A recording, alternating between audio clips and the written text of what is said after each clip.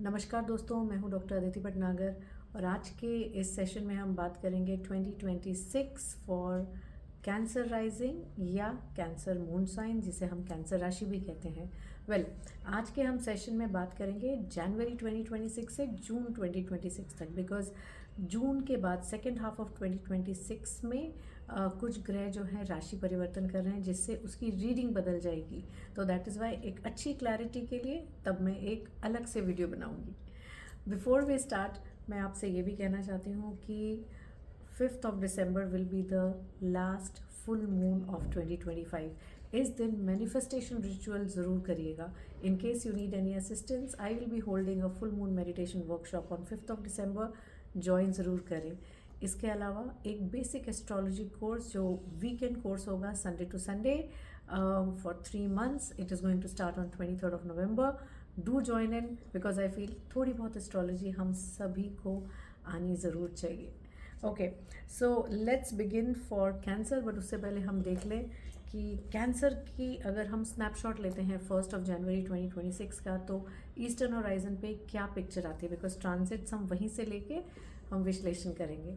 Of course एक और गुजारिश है, do like and subscribe to my channel if you like what I bring to you. अगर मेरा विश्लेषण पसंद आए तो कमेंट सेक्शन में ज़रूर लिख भेजिएगा, ठीक है। तो कैंसर राइजिंग में आएगा फर्स्ट हाउस के अंदर, या तो कैंसर के साथ मून भी लिखा होगा अगर आपकी राशि है, नहीं तो केवल कैंसर होगा असेंडेंट। एंड अगर आपके नेटल चार्ट में कोई और प्लैनेट है तो वो भी होगा, ठीक है। सो अब यहाँ पे अगर हम देखते हैं तो 12th हाउस में यानी जेमिनाई में आपके जुपिटर हैं और आपका 6-12 एक्सिस बहुत एक्टिव है। जैसे 12th हाउस में जुपिटर रेट्रोग्रेड है, 6th हाउस में आपके 4 प्लैनेट्स हैं, सन, मर्क्यूरी, वीनस और मार्स। साथ ही शनि महाराज आपके भाग्य के घर में है, यानी कि 9वें घर में बैठे हैं, और 2nd हाउस में केतु और 8th हाउस में राहु बैठे हैं। सो इन 6 महीनों का अगर हम विश्लेषण करते हैं तो इसमें यह है कि विष्णु सहस्त्र नाम, राम रक्षा स्तोत्र, ये जो है ये आपको बहुत हेल्प करेंगे to tide over this time. और इसका मतलब ये नहीं है कि it's going to be absolute troublesome time, बिल्कुल भी नहीं है। ये 2 मंत्रों से बहुत सारा आपका जो गुड लक है या जो आपको सेवा कर्मी है, जो कर्माज आपको नलीफाई करने हैं, उसमें आपको सहायता मिलेगी। बिकॉज सी 6th हाउस का मतलब ये भी है कंपटीशन का भाव भी होता है, और यहाँ पे सूर्य, मार्स, वीनस और मर्क्यूरी 4 ग्रह बैठे हुए हैं और उनके ऊपर दृष्टि जो है जुपिटर रेट्रोग्रेड की है।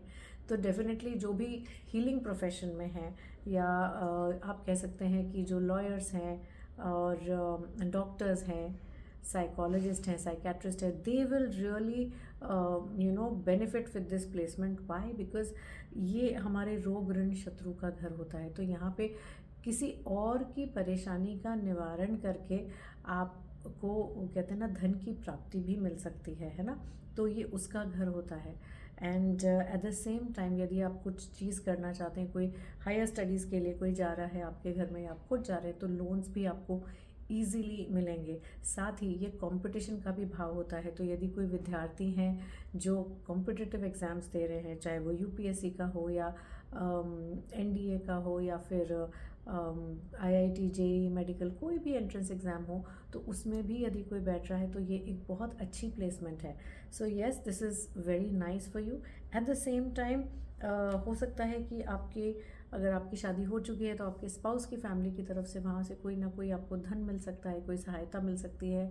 और नहीं तो एकदम एक विपरीत ये भी हो सकता है कि हो सकता है कोई ना कोई वहाँ पे बीमारी या तकलीफ़ होगी, जिसकी वजह से आप वहाँ पे थोड़े से इन द सेंस आपको वहाँ पे थोड़ी सी सहायता करनी पड़ेगी, आप उलझे रहेंगे उसमें। जो कॉशन का बात है इस दौरान वो ये है कि आपके जो माउथ की जो डिजीज़ेज़ होती हैं, चाहे वो रूट कैनाल हो या कुछ ना कोई टीथ की इश्यूज़ जो है वो आपको परेशान कर सकते हैं। हो सकता है आपके जॉ में कोई आपको परेशानी आ जाए, या फेस पे कोई एक कट लग जाए। कोई कई बार होता है हम चल रहे हैं, ठोकर लगी, हम गिर गए तो हमारे माथे पे या कहीं कुछ कट आया जहाँ पे 1-2 स्टिचेस आए, something like that. Okay, eyes की तकलीफ आपको शुरू हो सकती है, स्पेशली दी राइट आई। सो इन चीज़ों का आपको थोड़ा सा ध्यान रखना होगा। देखिए, जुपिटर जो है वो आपके 4th हाउस, दैट इज़ आपकी जो माता का घर है या जो आपके सुख का घर है, उसके ऊपर भी उनकी दृष्टि है। तो ये भी हो सकता है कि you might redecorate your house, और मे बी आपका आपकी मदर के साथ थोड़ा सा ज़्यादा मितव्ययी संबंध होंगे, और at the same time maybe you might want to buy a luxury item for your house, maybe you might buy a car as well, maybe you might shift to a new house जो आप सोच रहे हैं कुछ time से। तो ये कुछ जो है डेफिनेटली इम्प्रूवमेंट्स आपको मिलेंगी, या इस दिशा में आपको लाइफ ले जाती हुई दिखेगी।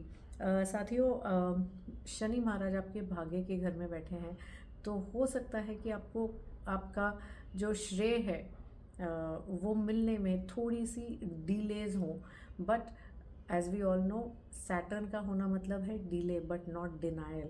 एंड एज आई सेड कि जुपिटर जो हैं वो भी एक प्लेसमेंट पे हैं, और अभी कुछ टाइम बाद वो आपके कैंसर में आ जाएंगे, दैट मीन्स आपके लग्न में आएंगे, या फिर आप कह सकते हैं आपकी चंद्र राशि अगर ये है तो फर्स्ट हाउस में आएंगे, तो it will give you another round of good results, okay, because Jupiter अपने उच्च के स्थान में आएंगे, और जब भी कोई प्लैनेट अपने एग्जॉल्टेड पोजीशन में या उच्च की राशि में आते हैं तो वो बहुत अच्छे रिजल्ट्स देते हैं जातक को।